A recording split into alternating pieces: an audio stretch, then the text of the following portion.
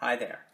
I've just returned from a trip to the National Cornbread Festival in Tennessee, which is sponsored by Lodge Cast Iron. Because of this, I returned home with a lot more loot than I'd expected to score, including the latest cast iron skillets produced by Lodge. Just over the past year, Lodge has released a patriotic Made in America pan, a wolf head skillet as part of their wildlife series, a cast iron mini wok, and their annual skillet from the National Cornbread Festival. In addition, I also got my hands on their 4-quart Pro Logic Dutch oven, which has a very attractive design. So, with all of these new toys to play with, now's a good time to do some seasoning of brand new cast iron. All of Lodge's cast iron pans come with a coating of factory seasoning, but I like to strip these to the bare iron and season them myself, because I'm a cast iron nerd, that's why. Besides, it only takes a day or two in the lye tank for the factory seasoning to be completely removed.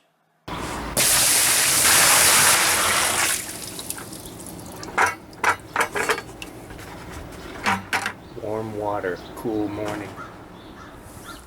About 3 years ago, I needed to clean up a really big cast iron cauldron, and so I ended up with a really big container for a lye tank. And so we drop in our new pans, including the Made in America skillet, the National Cornbread Festival pan, the number 3 size skillets, the Dutch oven, and the mini wok. The good thing about a lye tank is you can place your pans in there and let them soak for weeks or even months if you have to. The factory seasoning on a brand new pan isn't very strong, and so these pans only have to be in the lye for about 1 day.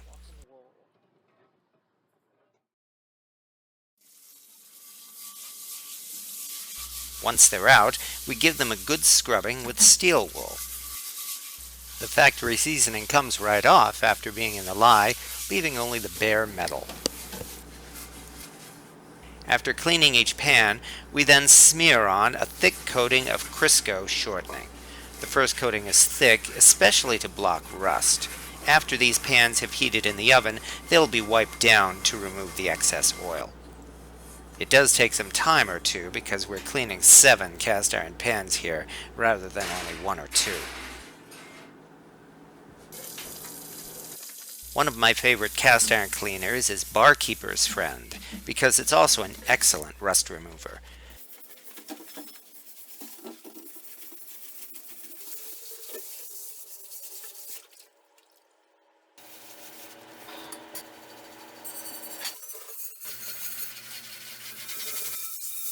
It's only necessary for a pan to have a thin coating of oil for each seasoning.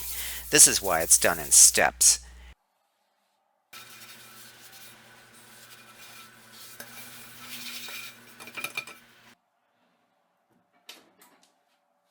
And now we heat the oven to 200 degrees and get our pans nice and hot. Then we do the next step, which is wiping off the excess oil from the pans.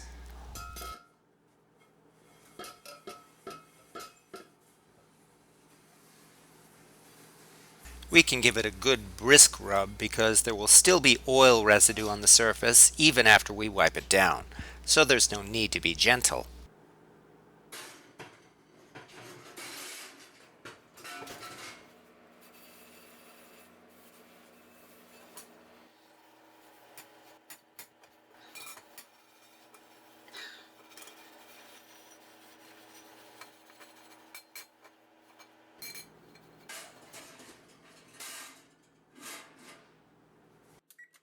After wiping the extra oil off each pan, we can then bump the oven temperature up to 400 degrees.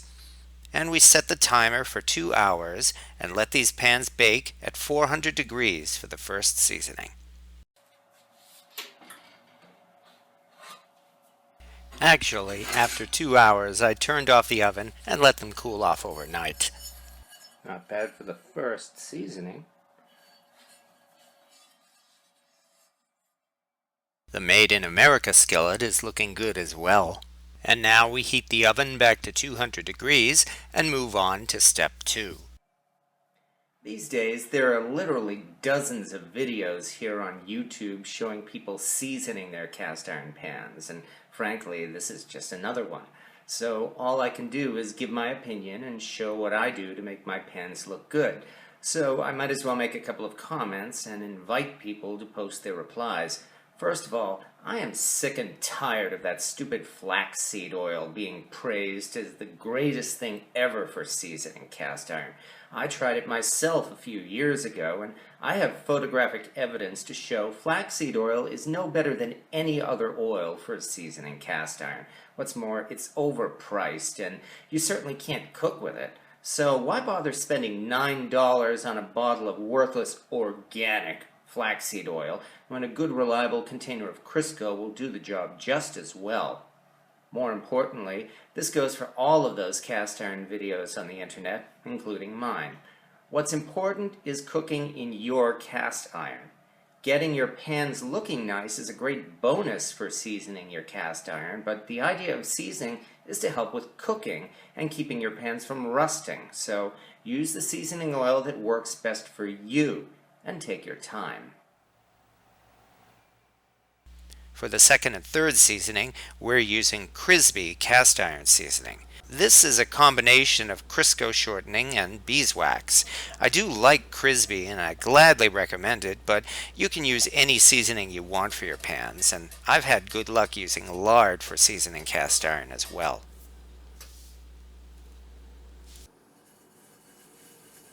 The wax and oil melt onto the hot pan, and we give it a good brisk rub to coat the entire pan. This time we wipe the pan off after applying the oil right away so the coating doesn't go on too thick. Then we heat it in the oven at 400 degrees for another 2 hours. Oh, by the way, if your fingernails look like this, you might have cast ironitis. And finally, we apply our seasoning for the third and last time and heat them once again.